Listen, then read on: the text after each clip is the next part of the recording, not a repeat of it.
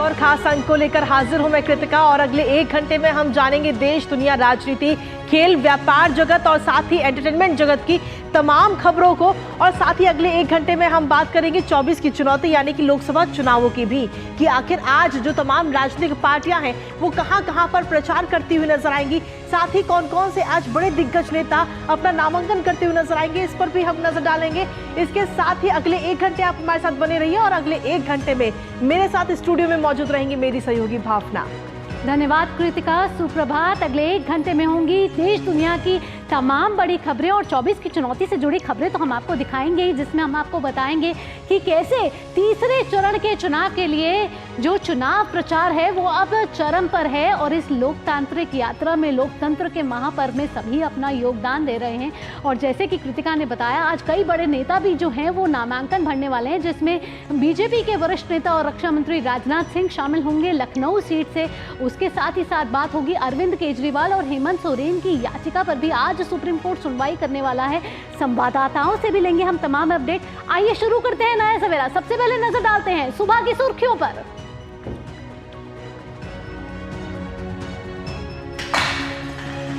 प्रधानमंत्री नरेंद्र मोदी आज कर्नाटक और महाराष्ट्र में करेंगे धुआंधार चुनाव प्रचार।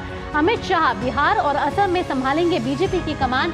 जेपी नड्डा तेलंगाना में करेंगे जनसभा।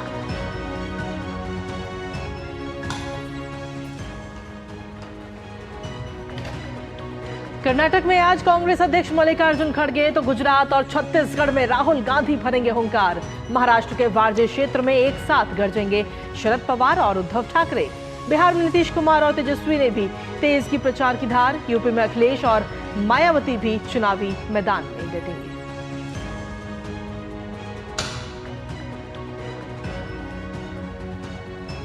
राजनाथ सिंह, स्मृति ईरानी और राधा मोहन सिंह समेत तमाम दलों के दिग्गज नेता आज भरेंगे नामांकन। 25 मई को छठे चरण के चुनाव के लिए भी आज जारी होगी अधिसूचना।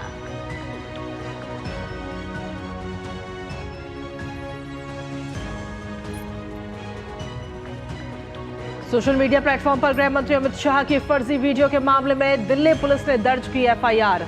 मंत्रालय की शिकायत पर एक्शन में पुलिस।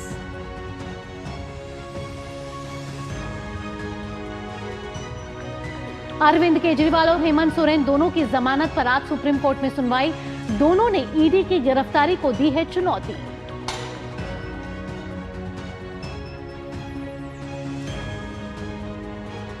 छत्तीसगढ़ में बेमेतरा के कठिया गांव में 2 वाहनों की टक्कर में 9 लोगों की मौत। 23 लोग घायल, 4 की हालत गंभीर। इलाज के लिए रायपुर किया गया रेफर। अंतर्राष्ट्रीय खबरों में अमेरिकी विदेश मंत्री एंटनी ब्लिंकन आज से सऊदी अरब के दौरे पर। गजा में संघर्ष विराम और इजरायली बंधक की रिहाई के प्रयासों पर करेंगे चर्चा।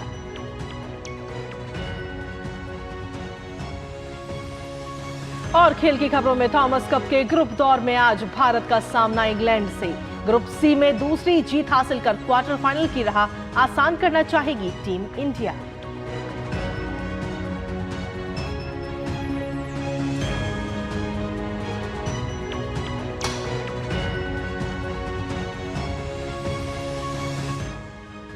नया सवेरा की शुरुआत करते हैं। सबसे पहले बात करते हैं 24 की चुनौती की।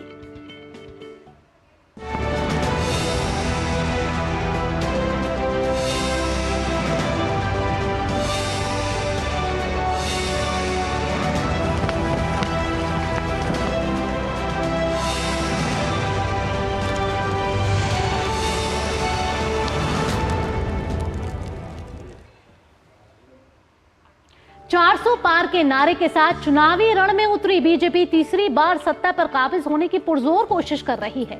इसके लिए प्रधानमंत्री नरेंद्र मोदी देश के हर राज्य में जाकर चुनाव प्रचार करने में जुटे हुए हैं। दक्षिण के राज्यों में प्रधानमंत्री काफी फोकस कर रहे हैं और मिशन साउथ के साथ वे लगातार प्रयास कर रहे हैं ताकि 400 पार के लक्ष्य को हासिल किया जा सके। इसी कड़ी में प्रधानमंत्री मोदी आज कर्नाटक और महाराष्ट्र में ताबड़तोड़ रैलियां करने वाले हैं। प्रधानमंत्री मोदी कर्नाटक के बागलकोट में चुनावी जनसभा को कर भाजपा प्रत्याशी के हक में माहौल बनाएंगे। इसके बाद प्रधानमंत्री महाराष्ट्र के सोलापुर, सतारा और पुणे में विशाल जनसभाएं करेंगे। सोलापुर लोकसभा क्षेत्र की बात करें तो यहां से भाजपा महायुति उम्मीदवार राम सातपुते के प्रचार के लिए प्रधानमंत्री मोदी होम ग्राउंड में जनसभा करेंगे। उसके बाद उदयन राजा भोसले की प्रचार सभा सतारा में होने वाली है। बात करें पुणे की सभा की तो यहां शाम 5:45 बजे रेस कोर्ट मैदान में होगी प्रधानमंत्री नरेंद्र मोदी की जनसभा।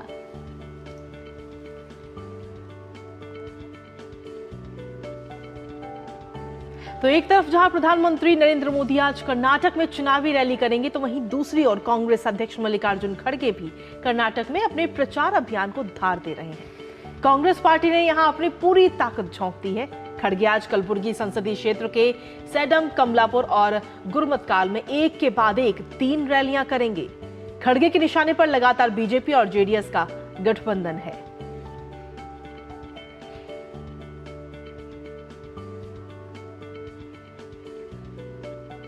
बात करें महाराष्ट्र के सियासी पारे की तो यहां 7 मई को तीसरे चरण की वोटिंग से पहले महाराष्ट्र में सियासी पारा इस समय 7वें आसमान पर पहुंच गया है। शरद पवार और उद्धव ठाकरे की आज पुणे के वारजे क्षेत्र में संयुक्त रैली होने वाली है। दोनों दिग्गज नेता मौजूदा सांसद सुप्रिया सुले की चुनावी रैलियों को संबोधित करेंगे। यहां उनका मुकाबला अजीत पवार की पत्नी सुनेत्रा पवार के साथ होना है। एनसीपी में 2 फाड़ होने के बाद बारामती में ये पहला चुनाव है जिसमें अजीत पवार ने अपने चाचा शरद पवार से अलग होने का फैसला किया है और महाराष्ट्र में शिवसेना भाजपा सरकार में शामिल हो गए हैं। खास बात यह है कि आज प्रधानमंत्री मोदी भी महाराष्ट्र में 3 रैली करने जा रहे हैं, जिसमें से एक पुणे भी है। तो महाराष्ट्र का भी सियासी पारा लगातार गर्माता जा रहा है। तीसरे चरण के चुनाव की वोटिंग जो है वो 7 मई को होने वाली है और हमारे संवाददाता लगातार हम तक अपनी अपडेट दे रहे हैं और इस समय भी महाराष्ट्र से जुड़ चुकी हैं श्यामा मिश्रा जो मुंबई से जुड़ रही हैं और साथ ही साथ उर्मिलेश भट्ट जुड़ रहे हैं सोलापुर संसदीय क्षेत्र महाराष्ट्र से। आप दोनों को सुप्रभात। सबसे पहले मैं उर्मिलेश के पास आना चाहूंगी।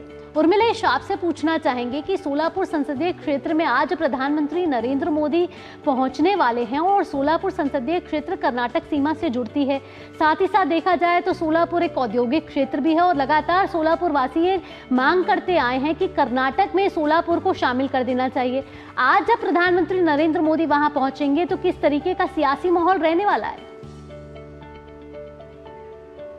जी गुड मॉर्निंग आपको कृतिका और भावना। निश्चित तौर से जैसे जैसे कि मौसम में यहाँ पर जो है गर्मी बढ़ती जा रही है, तो जो सियासत की जो गर्मी है वो भी धीरे धीरे आगे बढ़ती जा रही है। क्योंकि जहाँ पर मैं हूँ यहाँ पर 7 तारीख को मतदान होना है और इस मतदान को लेकर तमाम जो राजनीतिक दल हैं वो पसीना बहा रहे हैं, वोटरों को लुभाने की अपने पक्ष में कोशिश कर रहे हैं। ऐसे में यहाँ पर 21 उम्मीदवार इस सोलापुर सीट में हैं, क्योंकि सोलापुर में 2 सीटें आती हैं और जहाँ पर हम हैं ये सोलापुर की जो है सीट है और ये काफ़ी हाई प्रोफाइल सीट मानी जा रही है इस बार, क्योंकि यहाँ पर सुशील कुमार सिंधे की बेटी परिणीति सिंधे और भारतीय जनता पार्टी की तरफ से राम विट्ठल यहाँ पर चुनावी मैदान में हैं। उनके अलावा यहाँ पर जो है अगर भारतीय जनता पार्टी और कांग्रेस दोनों उम्मीदवारों को मिलाया जाए तो 21 उम्मीदवार चुनावी मैदान में हैं, जिसमें बहुजन समाज पार्टी भी ताल ठोक रही है।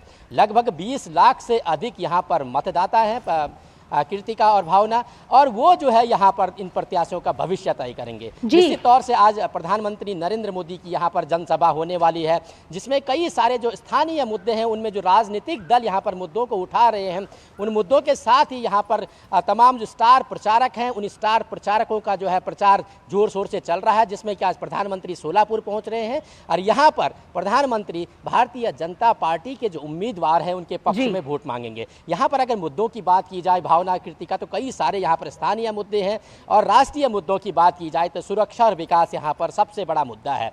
ऐसे में देखना होगा कि जनता जनार्दन किसको जो है अपना जनादेश देगी, इसका तो मतगणना के बाद ही पता चलेगा। लेकिन फिलहाल सियासत जो है काफ़ी तेज है, आरोप पर प्रत्यारोप जोरों पे लग रहे हैं। लेकिन एक बात जरूर है कि यहाँ पर ये कांग्रेस का गढ़ हुआ करता था 2014 से पहले। लगातार यहाँ पर सुशील कुमार सिंधे जो है कई बार चुनाव जीते हैं, लेकिन 2014 में इस किले पे जो है भेदने में भारतीय जनता पार्टी जो है सक्षम हुई है। 2019 का जो ये चुनाव था लोकसभा चुनाव, यहाँ पर भारतीय जनता पार्टी जो है इस किले को भेद करके लोकसभा पहुँची थी। ऐसे में कहा जा सकता है कि ये काफ़ी हाई प्रोफाइल सीट है, काफ़ी हॉट सीट है, जिसमें कि सबकी नज़रें इस सीट पर लगी हुई है कृतिका और भावना। जी ठीक है उर्मिलेश, आपके पास में वापस आएंगे। इस वक्त श्यामा भी हमारे साथ लगातार बनी हुई है। श्यामा, अगर देखा जाए तो महाराष्ट्र की राजनीति में भी अभी हाल ही में हमें काफी उतार चढ़ाव देखने को मिले हैं, और अब लोकसभा चुनाव, ऐसे में क्या समीकरण बैठते हुए वहां पर नजर आ रहे हैं? श्यामा जी सुप्रभात भावना, कृतिका। महाराष्ट्र की अगर बात करें तो दो चरण चुनाव के हम देख चुके हैं। अब तीसरा चरण होने जा रहा है जिसमें 11 सीटें मौजूद हैं। उर्मिलेश जो बता रहे थे सोलापुर, वो भी एक सीट है। हम अगर बात करें महाराष्ट्र की सियासत की तो सभी जानते हैं, पूरा देश जानता है कि किस तरीके से महाराष्ट्र की जो मुख्य पार्टियां थी उनमें बंटवारा हुआ, और एक जो पार्ट है वो ऑपोजिशन में है और एक जो हिस्सा है वो गवर्नमेंट में है। तो ऐसे समय में महाराष्ट्र के जो वोटर्स हैं उनके लिए काफ़ी एक कंफ्यूजिंग सिचुएशन है, क्योंकि जो उनके कंस्टिट्यूएंसी से खड़ा होता था कैंडिडेट, अब वो अपोजिशन में चला गया है या अब वो महायुति में आ गया है। तो एक ये यहाँ पर जो कैलकुलेशन है उन्हें बिठाना पड़ेगा। इसके अलावा अगर हम बात करें तो महायुति जो एनसीपी अजीत पवार की गुट है और शिवसेना एकनाथ शिंदे और बीजेपी, इनकी जो एक बनाई हुई कैलकुलेशन है उस हिसाब से बीजेपी सबसे बड़ा यहाँ पे एक अपना हिस्सा ले रहा है कैंडिडेट्स को प्लेस करने में। उसके हिसाब से हम देख रहे हैं कई सारे जगहों पर बीजेपी के जो ऑलरेडी एस्टैब्लिश्ड कैंडिडेट्स हैं वो यहाँ पर हैं। 11 सीटों की बात जब मैंने की तो उर्मिलेश सोलापुर की बात कर ही चुके हैं। इसके अलावा बारामती एक बहुत बड़ा इंटरेस्टिंग यहाँ पर एक हॉट सीट माना जा रहा है, क्योंकि यहाँ से सुप्रिया सुले जो एनसीपी शरद पवार के गुट की हैं वो हमेशा से जीतती हुई आई हैं, उनका गढ़ माना जाता है। लेकिन इस समय अजीत पवार जो डिप्टी चीफ मिनिस्टर है महाराष्ट्र के, उनकी पत्नी को उन्होंने यहाँ पर कैंडिडेट महायुति की तरफ से खड़ा किया है, सुनेत्रा पवार। कहा जा रहा है कि एक ये जो कॉन्टेस्ट होगा, ये जो कॉम्पिटिशन होगा, काफ़ी इंटरेस्टिंग होगा, काफ़ी टफ भी होगा। इसके अलावा सतारा में भी आज प्रधानमंत्री आने वाले हैं, तो प्रधानमंत्री आज 3 रैलियों को संबोधित करेंगे, सोलापुर, पुणे और सतारा में जब वो आएंगे तो सतारा में वो छत्रपति शिवाजी महाराज के 13वें डिसेंडेंट जो हैं छत्रपति उदयनराज भोसले, उनके लिए कैंपेनिंग करेंगे। तो यहाँ पर हम जब सतारा में देखेंगे प्रधानमंत्री जब स्टार कैंपेनर बन के आएंगे तो वो उनके लिए कैंपेन करेंगे। और ये भी एक काफ़ी इंटरेस्टिंग यहाँ पर सीट माना जा रहा है, क्योंकि जो उदयनराजे भोसले हैं इनका जो स्वागत था वो सभी कैंडिडेट्स में से एक सबसे बड़ा भव्य माना जा रहा है कि उनका एक स्वागत हुआ था नाम अनाउंस करने के पहले ही। तो उनके सामने यहाँ पर खड़े हैं एमवीए से शशिकांत शिंदे, तो ये भी एक काफ़ी इंटरेस्टिंग होने वाला है। इसके अलावा रायगढ़ हम देख रहे हैं, रत्नागिरी हम देख रहे हैं, रत्नागिरी से नारायण राणे जो यूनियन मिनिस्टर केंद्रीय मंत्री हैं वो हैं। रायगढ़ भी हम देख चुके हैं, रायगढ़ में से अनंत गीते जो यूबीटी के हैं वो खड़े होने वाले, वो पूर्व केंद्रीय मंत्री हैं। तो ऐसे समय में एक बहुत बड़े दिग्गज लोग खड़े हैं कई सारे सीटों पर, और समीकरण बिठाना एक यहाँ पर एक लक्ष्य होगा पार्टियों के लिए भी और साथ में वोटर्स के लिए भी। जी बिल्कुल श्यामा, कहीं ना कहीं महाराष्ट्र का ये जो चुनाव है तीसरे चरण का वो काफ़ी रोचक होने वाला है। और जिस तरीके से आपने बताया कि बारामती सीट अपने आप में हॉट सीट होने वाली है, क्योंकि पवार बनाम पवार यहाँ पर होंगे। श्यामा, आपसे पूछना चाहेंगे कि जिस तरीके से अगर पवार बनाम पवार इस बार ही सामने है तो बारामती सीट इस बार हॉट सीट कही जा रही है, यहाँ किस तरीके के मुद्दे हैं जिसको लेकर पवार बनाम पवार अपने अपने मुद्दे समक्ष रख रहे हैं लोगों के आगे? देखिए, सबसे बड़ा तो ये यहाँ पर हम मुद्दा देख रहे हैं कि जो अमूमन जो पेंडिंग डिमांड्स थे लोगों की, सुनेत्रा पवार अब उन चीज़ों को संबोधित कर रही है जो 10 वर्षों में नहीं हुआ। जो वो टारगेट कर रही हैं कि सुप्रिया सुले के समय में जो काम नहीं हुई है यहाँ पर, उन चीज़ों को अब देखना ज़्यादा ज़रूरी है।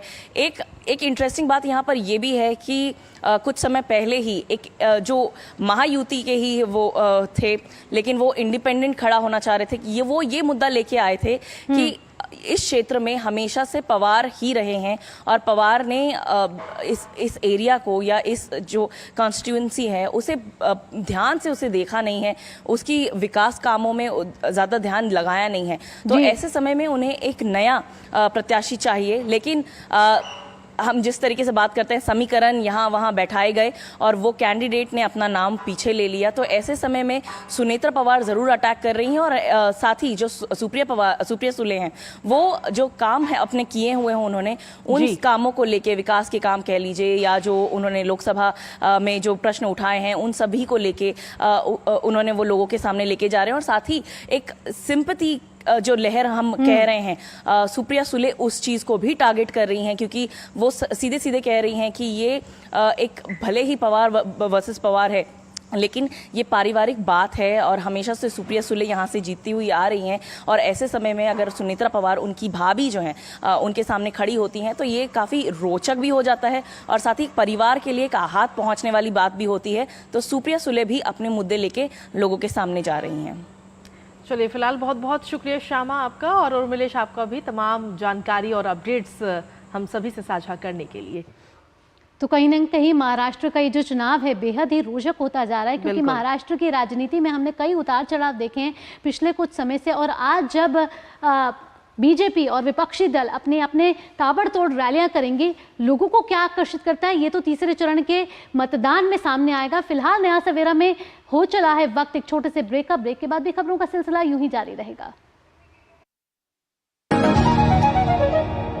मेरे एक वोट से मोदी जी मेरे घर बिजली ले आए। अब मेरे वोट से सौर ऊर्जा से हर घर का बिजली बिल 0 होगा। ये है मोदी की गारंटी। और मेरी गारंटी, कमल का बटन दबाएं, भाजपा को जिताएं।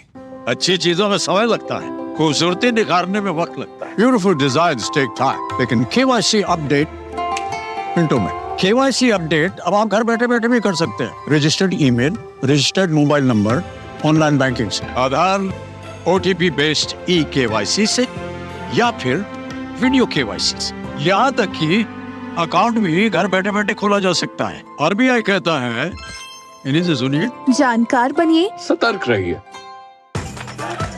मैं क्या जी, सब जानते हैं, जहां दिखे मारियो, अपना समझ के खा लियो। स्वाद से सबको दीवाना कर दे, दीवाना कर दे। पता का चाय, गजब का स्वाद। मैं कैप्टन होता ना, ओपन कराता। अब हर कोई ओपन करेगा तो मैच कौन क्लोज करेगा? तो भाई साहब, अब कोई किसी की लाइफ में आग नहीं लगा पाएगा। समर कूल, जो हर दिल करे कबूल। तुम्हें पता है इन्वेस्टर्स के लिए एक इन्वेस्टर प्रोटेक्शन फंड होता है, IPF। लेकिन अगर तुम्हारा ट्रेड एक्सचेंज पर एग्जीक्यूट नहीं हुआ या फिर कोई गारंटीड रिटर्न्स वाली स्कीम है, तो ये IPF आपकी मदद नहीं कर सकता है। और अगर आपका ब्रोकर ही डिफॉल्टर बन जाए तो फिर IPF आपको कॉम्पेंसेशन दिला सकता है। कहाँ से सीखा? NSE की साइट पर। सोचकर समझकर इन्वेस्ट कर।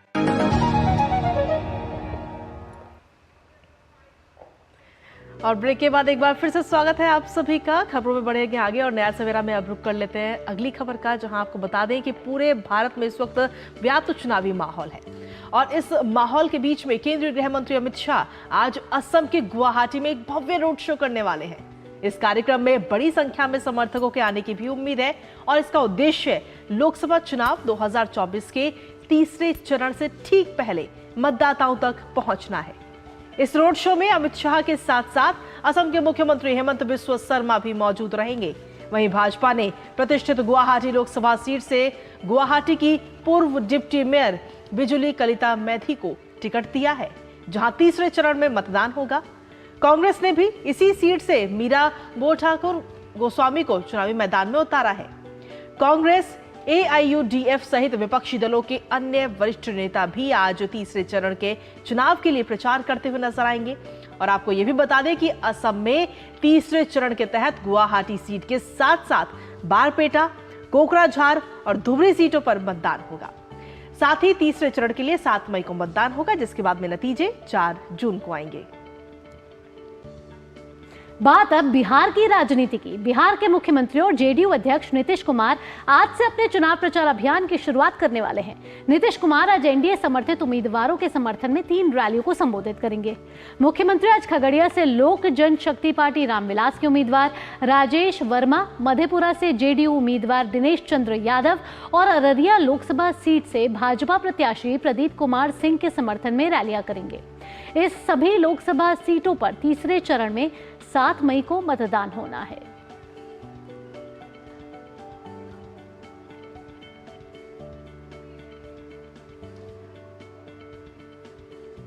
और वहीं कांग्रेस नेता राहुल गांधी आज गुजरात के पाटन और छत्तीसगढ़ के बिलासपुर सीटों पर पार्टी उम्मीदवारों के लिए प्रचार करते हुए नजर आएंगे।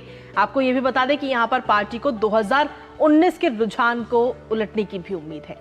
राहुल गांधी आज पाटन में एक रैली को संबोधित करेंगे। पाटन में कांग्रेस उम्मीदवार चंदनजी ठाकुर को मुकाबला बीजेपी के मौजूदा सांसद भरत सिंह जी ढाबी से है।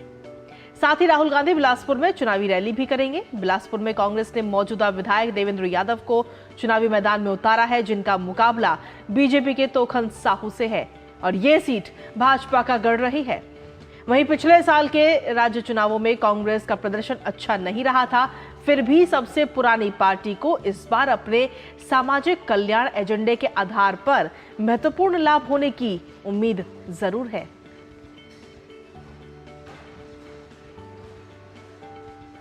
लोकसभा चुनाव के 2 चरण बीतने के बाद सभी राजनीतिक दलों ने मतदाताओं का दिल जीतने के लिए एड़ी चोटी का जोर लगा दिया है। लखनऊ लोकसभा सीट से देश के रक्षा मंत्री और भाजपा प्रत्याशी राजनाथ सिंह आज नामांकन दाखिल करने वाले हैं। राजनाथ सिंह आज सुबह 10 बजे लखनऊ स्थित भाजपा के प्रदेश मुख्यालय पहुंचेंगे और उसके बाद रथ पर सवार होकर जुलूस के साथ कलेक्ट्रेट जाएंगे। राजनाथ सिंह के साथ जुलूस में सीएम योगी और उत्तराखंड के सीएम धामी समेत तमाम बड़े नेता शामिल होने वाले हैं। राजनाथ तीसरी बार लखनऊ से चुनाव लड़ने जा रहे हैं।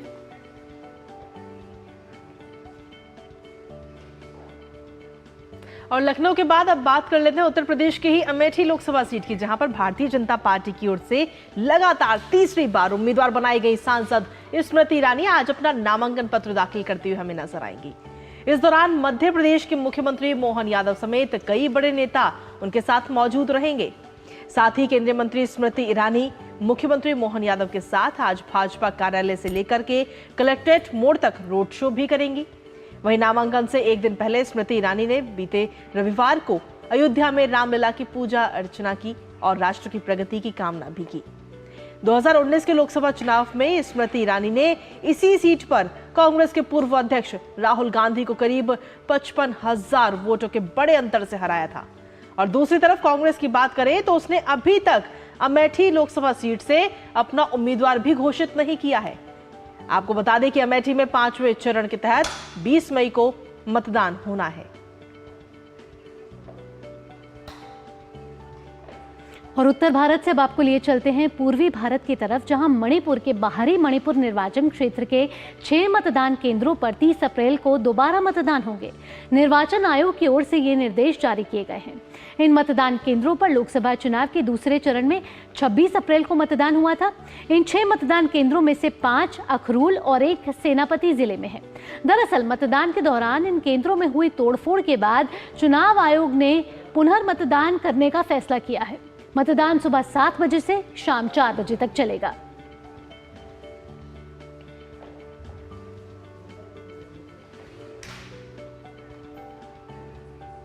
और लोकसभा चुनावों के इस दौर में अब छठे चरण की अधिसूचना भी आज जारी हो चुकी है और इस चरण में 25 मई को 6 राज्यों साथ ही 1 केंद्र शासित प्रदेश की 57 सीटों पर वोट डाले जाएंगे।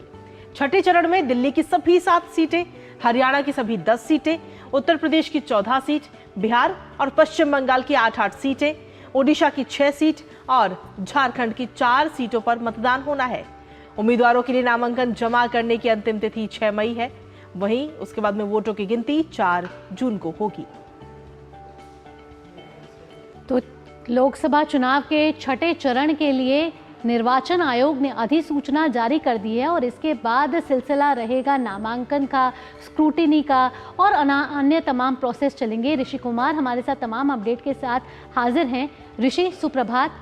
आपसे पूछना चाहेंगे कि निर्वाचन आयोग ने छठे चरण की अधिसूचना भी अब जारी कर दी है, आगे का प्रोसेस क्या होगा। साथ ही साथ अगर छठे चरण की बात की जाए तो दिल्ली की सभी 7 सीटों पर भी चुनाव होने वाले हैं। मामला बेहद ही कड़ा हो गया है। और साथ ही साथ आपसे पूछना चाहेंगे कि इन छठे चरण में कौन कौन से वो बड़े नेता हैं।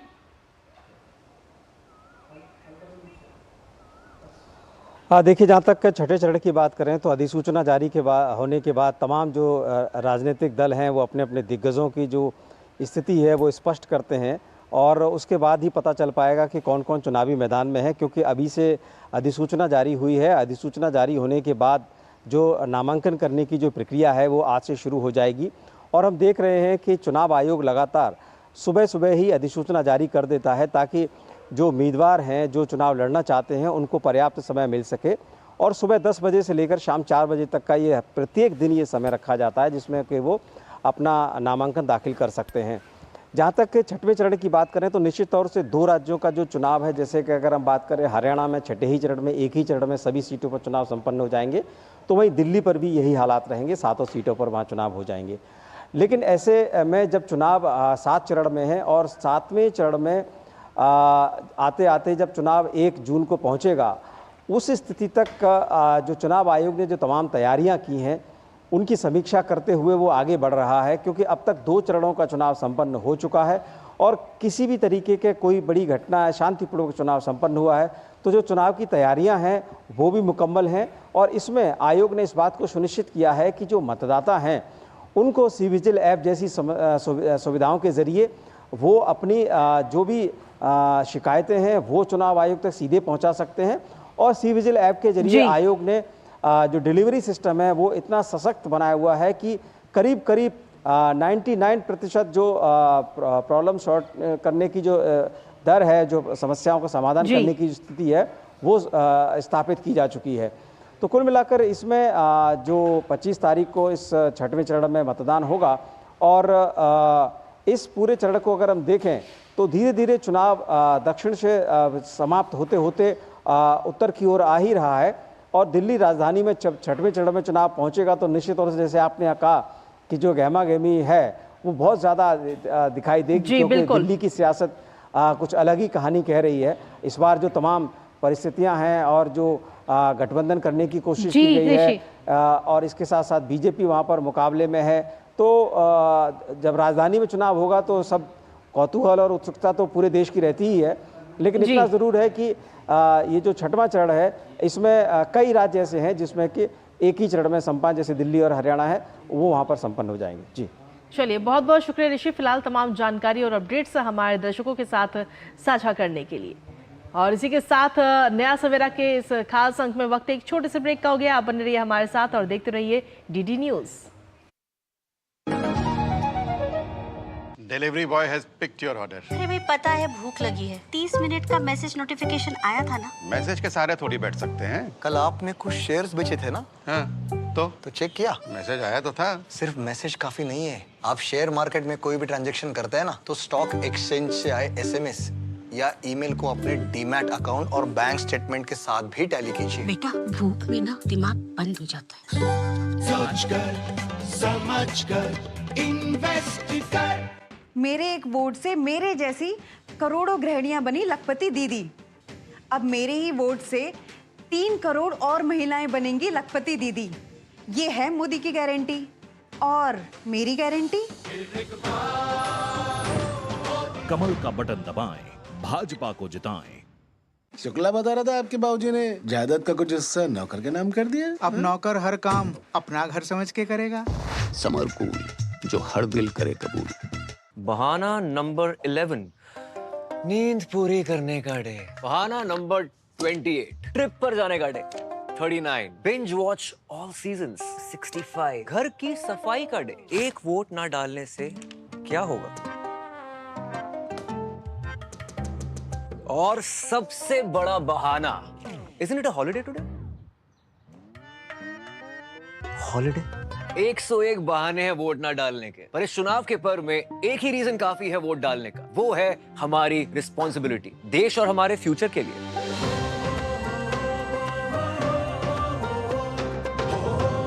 तो चलो सब मिलकर मनाते हैं इस चुनाव के पर्व को गर्व के साथ। और ब्रेक के बाद एक बार फिर से स्वागत आप सभी का नया सवेरा के इस खास अंक में। बढ़ते हैं आगे। बिल्कुल, केंद्रीय गृह मंत्री अमित शाह के एक बयान से छेड़छाड़ करने वाले वीडियो पर दिल्ली पुलिस एक्शन में आ गई है। स्पेशल सेल ने सोशल मीडिया प्लेटफॉर्म पर ऐसे पोस्ट करने वाले लोगों के खिलाफ एफआईआर दर्ज की है। अमित शाह ने आरक्षण के मुद्दे के संबंध में एक भाषण दिया था जिससे छेड़छाड़ की गई है। फैक्ट चेक में पाया गया है कि अमित शाह ने SC, ST, OBC आरक्षण खत्म करने वाला कोई भी बयान नहीं दिया है। लिहाजा मंत्रालय ने इस मामले को गंभीरता से लिया है। देश भर में ऐसे एक्स हैंडल चलाने वाले स्पेशल सेल के रेडार पर हैं और कहा यह भी जा रहा है कि इस सिलसिले में जल्द गिरफ्तारी की संभावना है। वीडियो डिलीट करने वाले भी जांच एजेंसियों के रेडार पर हैं।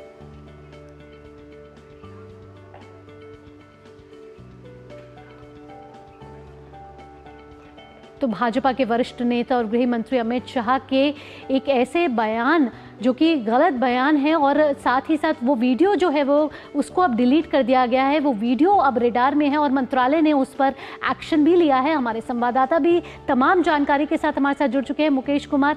मुकेश, आपसे पूछना चाहेंगे कि इस मामले में ताज़ा अपडेट क्या है और किस तरीके से एक्शन में आए हैं सोशल मीडिया हैंडल एक्स के कुछ ऐसे अकाउंट्स। भावना, एक ये बड़ा मसला है क्योंकि अभी देश में लोकसभा चुनाव चल रहे हैं, तीसरे चरण के मतदान होने हैं। ऐसे में अमित शाह का जो ये वीडियो था, तेलंगाना में एक रैली के दौरान जो भाषण था उसको तोड़ मरोड़ करके पेश किया गया। ट्विटर पे जिस तरह से उसको सर्कुलेट किया गया, इसको लेकर के MHA हरकत में आया और उन्होंने इसकी शिकायत करी। भारतीय जनता पार्टी ने यहाँ पर जाकर के इलेक्शन कमीशन में भी इसकी शिकायत करी और पूरे देश भर में वो इसको लेकर के जहां जहां ये वीडियो दिखाया गया FIR कराने की कोशिश करी है। दिल्ली में FIR रजिस्टर कर ली गई है। 5 धाराओं में, विभिन्न धाराओं में मुकदमा दर्ज किया गया है और इसको जो है स्पेशल सेल की जो खास टीम है, साइबर टीम है, वो इस पर अपनी नजर बनाए हुए है। लगातार वो उन्होंने एक्स को भी मेल किया है और उन्होंने इन यूजर्स की जानकारी मांगी है जिन्होंने इस पूरे के पूरे भाषण को तोड़ मरोड़ के पेश किया गया। और सेक्शन बड़े गंभीर हैं क्योंकि देश में माहौल खराब करने, दंगे भड़काने जैसी स्थिति हो जाती है अगर इस तरह के स्टेटमेंट आप चुनाव के दौरान अगर फ्लैश कर देते हैं, चला देते हैं। तो इसको लेकर के कहीं ना कहीं जो बीजेपी में नाराजगी है अमित शाह के बयान को लेकर के, और इसमें गिरफ्तारी भी हो सकती है और कई धाराओं में जो है उसमें लंबी सजा भी है अगर आप उसमें कल्प्रिट पाए जाते हैं। तो इसको लेकर के इसको की टीम साइबर सेल पूरी तरह से जांच में जुटी हुई है और जल्दी इसमें गिरफ्तारी होने की संभावना है। चलिए, फिलहाल बहुत बहुत शुक्रिया मुकेश तमाम जानकारी और अपडेट्स हमारे साथ साझा करने के लिए। तो वाकई देखना होगा कि अब इस पूरे मामले में FIR दर्ज होने के बाद गिरफ्तारियां आखिर कब तक होती हैं और कौन कौन से चेहरे निकलकर सामने आते हैं इस पूरे फर्जी वीडियो के पीछे। बिल्कुल, आगे बढ़ते हैं। तो ये तो थी खबरें 24 की चुनौती से जुड़ी हुई।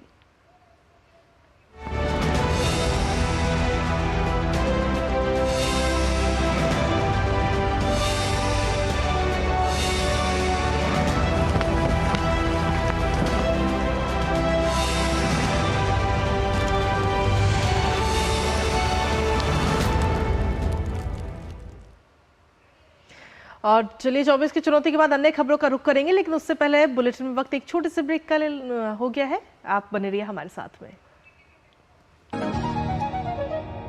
मेरे एक वोट से मोदी जी ने ढेर सारे एम्स खोले, सस्ती दवा, मुफ्त इलाज दिलाया। अब मेरे वोट से हम 70 साल के ऊपर के सीनियर सिटीजन को मुफ्त इलाज मिलेगा। ये है मोदी की गारंटी और मेरी गारंटी। कमल का बटन दबाएं, भाजपा को जिताएं। मैं क्या जी, सब जानते हैं जहां दिखे मारियो, अपना समझ के खा लियो। स्वाद से सबको दीवाना कर दे, दीवाना कर दे। पता का चाय, गजब का स्वाद। तुम्हें पता है इन्वेस्टर्स के लिए एक इन्वेस्टर प्रोटेक्शन फंड होता है IPF, लेकिन अगर तुम्हारा ट्रेड एक्सचेंज पर एग्जीक्यूट नहीं हुआ या फिर कोई गारंटीड रिटर्न्स वाली स्कीम है तो ये IPF आपकी मदद नहीं कर सकता है। और अगर आपका ब्रोकर ही डिफॉल्टर बन जाए तो फिर IPF आपको कॉम्पेंसेशन दिला सकता है। कहां से सीखा? NSE की साइट पर। सोच कर, समझ कर, इन्वेस्ट कर। और ब्रेक के बाद एक बार फिर से स्वागत आप सभी का नया सवेरा के एक और खास अंक में। और आबकारी मामले में फंसे दिल्ली के मुख्यमंत्री अरविंद केजरीवाल से जुड़ी एक खबर है। जेल में बंद दिल्ली के मुख्यमंत्री अरविंद केजरीवाल और झारखंड के पूर्व सीएम हेमंत सोरेन की जमानत याचिका पर आज सुप्रीम कोर्ट में सुनवाई होगी। दोनों दिग्गज नेताओं की याचिकाओं पर आज सुनवाई होने वाली है, जिसमें जस्टिस संजीव खन्ना और दीपांकर दत्ता की बेंच सुनवाई करेगी। दरअसल केजरीवाल और सोरेन की एक ही शिकायत है। दोनों ने प्रवर्तन निदेशालय ईडी को गिरफ्तारी को अवैध बताते हुए उसे चुनौती दी है। हेमंत सोरेन ने झारखंड हाईकोर्ट पर देरी का आरोप भी लगाया है, तो वहीं केजरीवाल ने दिल्ली हाईकोर्ट के फैसले को चुनौती दी है।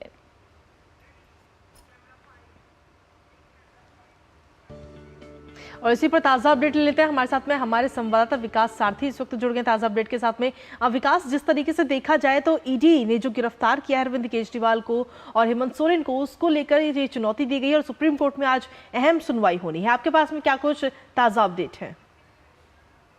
बिल्कुल, देखिए, जहां तक हेमंत सोरेन के मामले की सुनवाई है तो उसमें सुप्रीम कोर्ट में आज जो हाई कोर्ट में पूरी सुनवाई चल रही थी उसको लेकर के दलीलें रखी जाएंगी। और आप याद करें कि अभी हाल ही में उनके वकील ने इस मामले को सुप्रीम कोर्ट के सामने मेंशन किया था और ये कहा था कि 28 फरवरी को हाई कोर्ट ने इस मामले में आदेश सुरक्षित रखा था, लेकिन अब चुनावी प्रक्रिया लगभग बीच में पहुंच चुकी है और उनको अभी तक कोई जमानत नहीं मिली है, ना ही कोई आदेश आया है। तो ये उनके जो पूरी दलीलें थी हाई कोर्ट में कि उनको कम से कम चुनाव के समय प्रचार करने के लिए जमानत दे दी जाए, लेकिन कोर्ट ना इस पर हाँ कह रहा है ना कह रहा है। इसी के चलते वो अब सुप्रीम कोर्ट पहुंचे हैं और अब सुप्रीम कोर्ट में वो सारी दलीलें रखेंगे।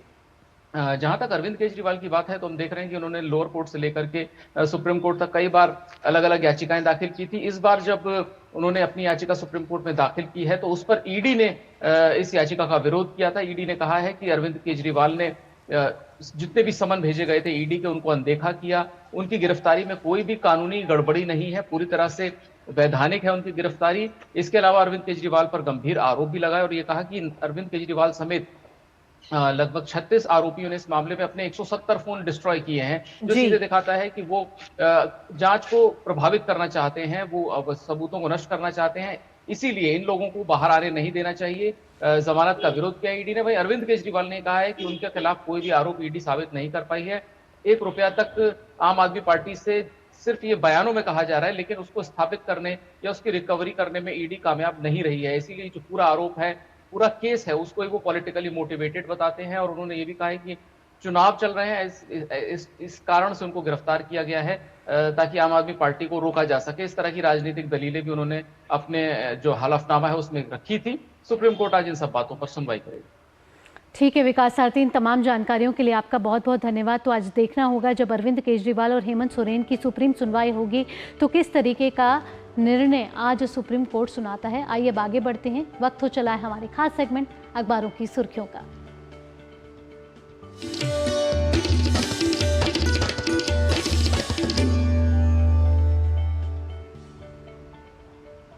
और अखबारों की सुर्खियां जानने के लिए सीधा रुख करते हैं हमारे सहयोगी गविश द्विवेदी का, जो इस वक्त कई सारे अखबारों के साथ हमारे साथ जुड़ रहे हैं।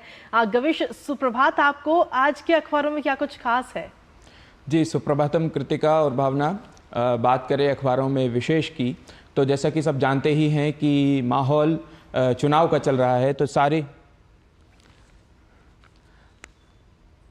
जैसा कि हम जानते ही हैं कि देश में माहौल चुनाव का है, तो स्पष्टतया सभी अखबारों ने प्रमुख रूप से चुनाव से जुड़ी बहुत सारी खबरों को लिया है। सबसे पहले बात कर लें तो प्रधानमंत्री कल कर्नाटक में जब रैली कर रहे थे बेलगावी पे, तो उन्होंने वहाँ पर यह कांग्रेस पार्टी को निशाना साधते हुए उन्होंने कहा कि कांग्रेस पार्टी के जो नेता हैं राहुल गांधी, वे केवल और केवल तुष्टीकरण की राजनीति कर रहे हैं और साथ ही वे भारत के जितने भी जो राजा महाराजा हुए हैं उनका भी अपमान किया है उन्होंने।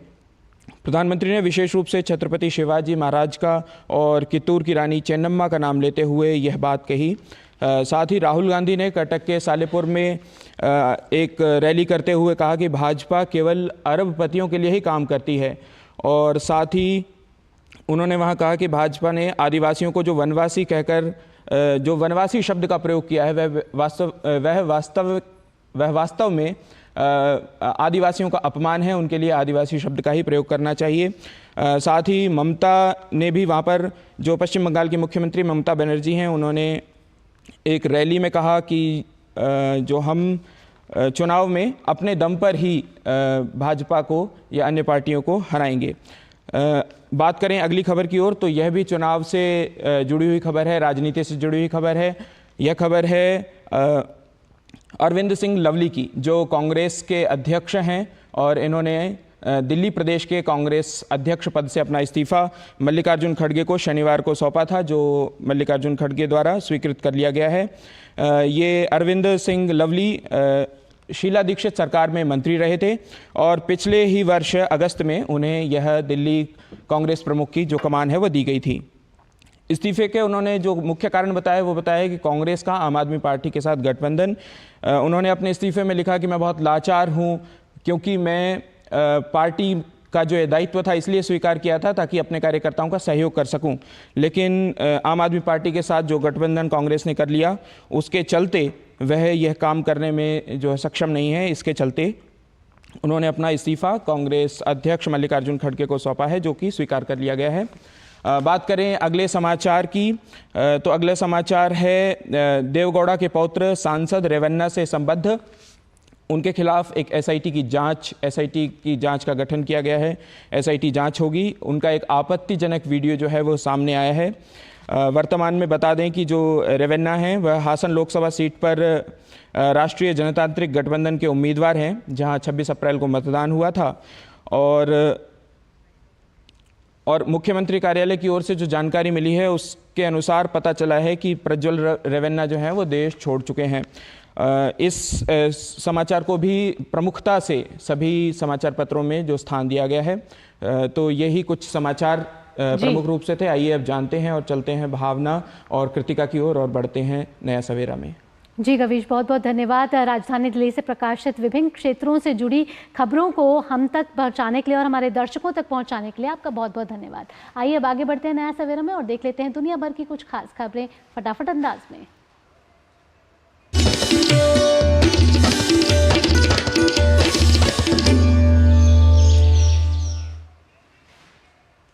म्यांमार में आज 4.2 तीव्रता का भूकंप आया। हालांकि भूकंप के कारण अब तक किसी के हताहत होने की कोई खबर नहीं।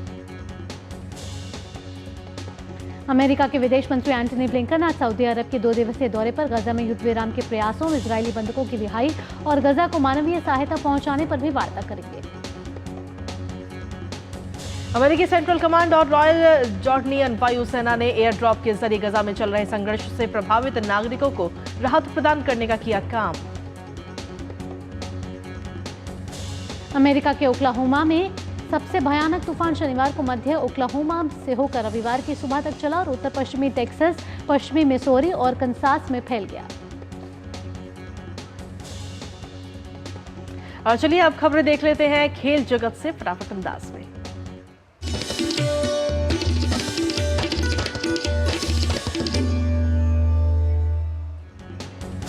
चीन में चल रहे थॉमस कप के ग्रुप दौर में भारतीय बैडमिंटन टीम आज इंग्लैंड के खिलाफ कोर्ट पर उतरेगी। भारतीय महिला टीम ने उबर कप के क्वार्टर फाइनल में अपनी जगह बना ली है। सिंगापुर को 4-1 से हराकर टीम इंडिया ने अंतिम 8 में अपनी जगह पक्की की। आईपीएल में आज कोलकाता नाइट राइडर्स का सामना दिल्ली कैपिटल से होगा। आईपीएल में रविवार को खेले गए पहले मैच में रॉयल चैलेंजर्स बेंगलुरु ने गुजरात टाइटंस को 9 विकेट से हरा दिया। आरसीबी की ओर से विल जैक्स ने नाबाद शतक लगाया। आईपीएल में रविवार को खेले गए दूसरे मैच में चेन्नई सुपर किंग्स ने सनराइजर्स हैदराबाद को 78 रनों के बड़े अंतर से हरा दिया।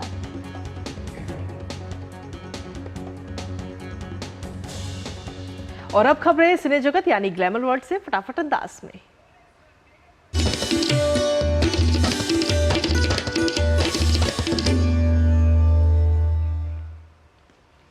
अजय देवगन और आर माधवन की फिल्म शैतान 3 मई को नेटफ्लिक्स पर रिलीज होगी। फिल्म काले जादू पर आधारित है। अरशद वारसी और अक्षय कुमार जॉली LLB 3 में एक साथ नजर आने वाले। जॉली LLB 3 में दोनों एक दूसरे के खिलाफ केस लड़ेंगे। वहीं सौरभ शुक्ला जज का किरदार निभाते नजर आएंगे। फिल्म कल की 2898 AD 27 जून को सिनेमाघरों में रिलीज के लिए अब तैयार है। फिल्म की रिलीज डेट के साथ ही फिल्म का नया पोस्टर भी जारी कर दिया गया है। विजय और मृणाल की film the family star Amazon prime video पर स्ट्रीम हो रही है। फिल्म 5 अप्रैल को रिलीज हुई थी। विजय देवरकोंडा और मृणाल ठाकुर लीड रोल में नजर आए। आइए नया सवेरा में आगे बढ़ते हैं, बात कर लेते हैं आपकी हमारी सेहत की। और आपको बता दें कि उम्र बढ़ने के साथ साथ धीरे धीरे हड्डियों का घनत्व कम होने लगता है, हड्डियां कमज़ोर हो जाती हैं और हड्डी टूटने का खतरा भी बढ़ जाता है। आइए समझते हैं इस रिपोर्ट के जरिए कि हड्डियों को मजबूत रखने के लिए क्या किया जाए, वृद्धों में हड्डी टूटने की संभावना को कैसे कम किया जा सकता है। आइए देखते हैं इस खास रिपोर्ट में।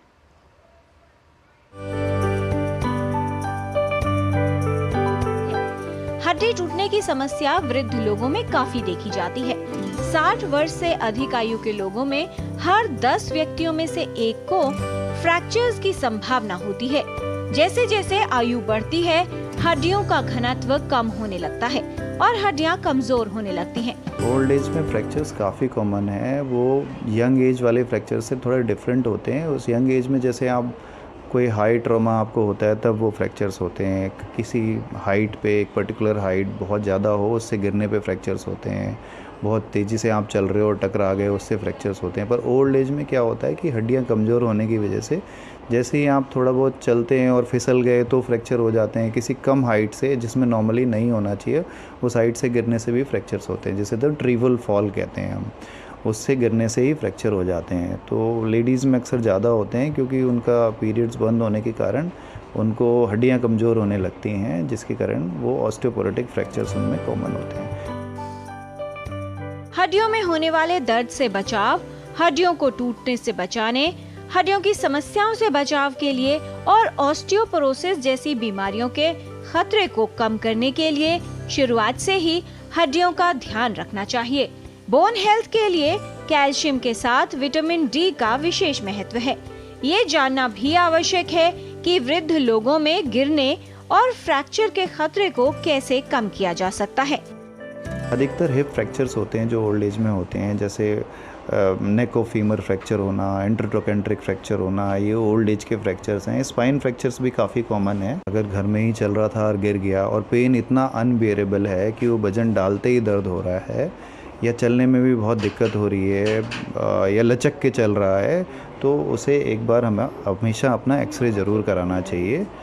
कुछ विशेष सावधानियां रखकर गिरने की संभावना कम की जा सकती है, जैसे वृद्ध व्यक्ति के कमरे में चलने की जगह हो, कमरा व्यवस्थित रहे, कमरे में फर्श पर सामान न रखा हो, बिस्तर से बाथरूम तक जाने में आसानी हो, इसके लिए कोई वस्तु रास्ते में न रखी जाए, कमरे में कालीन न बिछाएं, कमरे व बाथरूम में रोशनी की पर्याप्त व्यवस्था हो, रात को कमरे में छोटा बल्ब जलाकर रखें, वृद्धावस्था के अनुकूल बाथरूम बनवाएं, बाथरूम का फर्श चिकना ना हो और हमेशा सूखा रहे। बाथरूम में सहारा लेने के लिए रॉड लगवाना उपयोगी हो सकता है। बुजुर्गों के लिए शौचालय की सीट ऊंची बनवानी चाहिए।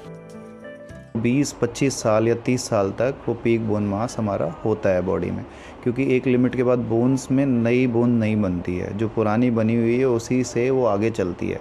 तो वो पीक बोन मास अगर आप अपना जितना ज़्यादा अच्छा रखेंगे, यानी एक्टिविटी लेवल अच्छा रहेगा आपका यंग एज में, तो उतना ही आपको ऑस्टियोपोरोसिस लेट होगा। तो इसीलिए अपनी डाइट अच्छी रखो, एक्टिविटी लेवल अच्छा रखो। इवन ओल्ड एज में भी आप कैल्शियम, विटामिन डी और अपना एक्टिविटी लेवल अच्छा रखो, और कोई बीमारियां हैं तो उनका टाइमली इलाज कराओ। हड्डियों को मजबूत बनाए रखने और सावधानी रखने से बढ़ती आयु में फ्रैक्चर्स यानी हड्डी टूटने की समस्या से काफी हद तक बचाव किया जा सकता है। किरण भारद्वाज, डीडी न्यूज। और वहीं केंद्रीय खान मंत्रालय आज से नई दिल्ली में 2 दिवसीय महत्वपूर्ण खनिज शिखर सम्मेलन आयोजन कर रहा है। और इस शिखर सम्मेलन का विषय महत्वपूर्ण खनिज शिखर सम्मेलन, लाभकारी और प्रसंस्करण क्षमताओं को बढ़ावा देना है। महत्वपूर्ण खनिज शिखर सम्मेलन का लक्ष्य सरकार और उद्योग जगत के हितधारकों को CRM के घरेलू उत्पादन में तेजी लाने एवं भारत के आर्थिक विकास और सतत विकास से जुड़े उद्देश्यों का समर्थन करने के लिए आवश्यक ज्ञान, आपसी जुड़ाव और उपकरणों की सुविधा प्रदान करना है। सम्मेलन में उद्योग जगत के अग्रणी प्रतिनिधि, स्टार्टअप, सरकारी अधिकारी, वैज्ञानिक, शिक्षाविद और नीति विशेषज्ञों समेत भारतीय और अंतर्राष्ट्रीय हितधारक मंच साझा करते हुए हमें नजर आएंगे।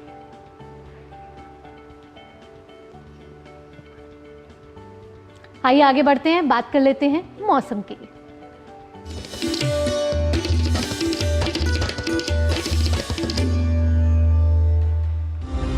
मिजाज मौसम में भारतीय मौसम विभाग ने जम्मू कश्मीर, हिमाचल प्रदेश, उत्तराखंड और पंजाब में अगले 2 दिन कुछ स्थानों पर भारी बारिश, कई स्थानों पर ओलावृष्टि और ऊंचाई वाले इलाकों में भारी हिमपात को लेकर ऑरेंज अलर्ट जारी कर दिया है। उत्तर पश्चिम भारत के मैदानी इलाकों को प्रचंड गर्मी से राहत को तो मिली है, लेकिन तेज आंधी के साथ पानी और ओलावृष्टि का सामना भी करना पड़ रहा है।